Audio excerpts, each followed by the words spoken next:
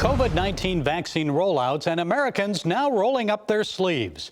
Will the start of a coronavirus-protected populace be enough to keep Wall Street and the U.S. economy moving in the right direction?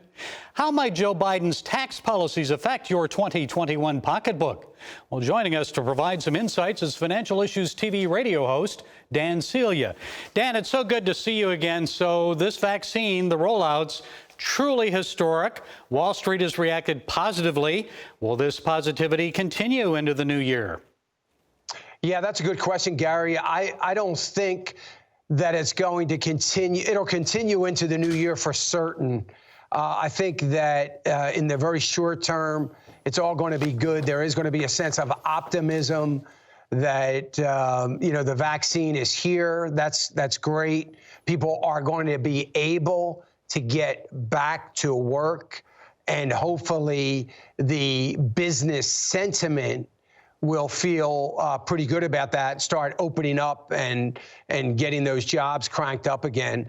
So I think in the short term, all of those things that I just said are likely to happen. I think the bigger concern is not really the long term, but just 6-8 months. I'm thinking June, July.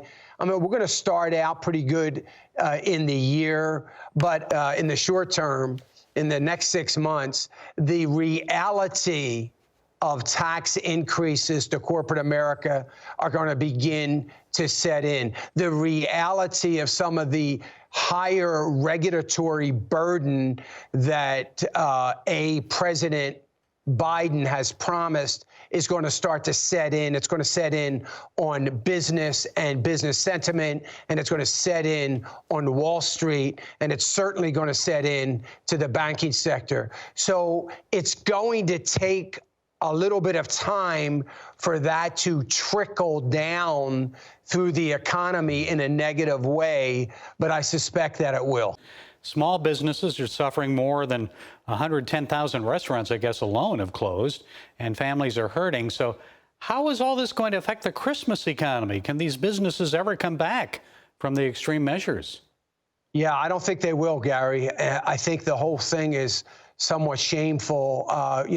As you said, 110,000 restaurants alone, that's 6 million jobs that are likely to be gone forever. Some of these small businesses, third generation companies. And as you know, Gary, I think we've talked about it, the small business is the heartbeat of America. It's the largest employer in the country. And this is the exact target that is getting the biggest hit from all of this. And it's really a sad thing to sit back and watch. I don't know how we recover from that as an economy. I don't think they are going to recover. I think some of them will. There may be, a few 100,000 that might regroup and be able to recover. But it's going to be very, very difficult to come back from this. And Dan, the hits will just keep on coming. You had mentioned tax increases during a Biden administration. So I'm asking you to make a quick prediction for 2021. I'm guessing you'll say a better economy, but not great. Yeah, I think the first half is going to be better than it has been for the second half of this year, or the first half of this year. So it's going to be better than that.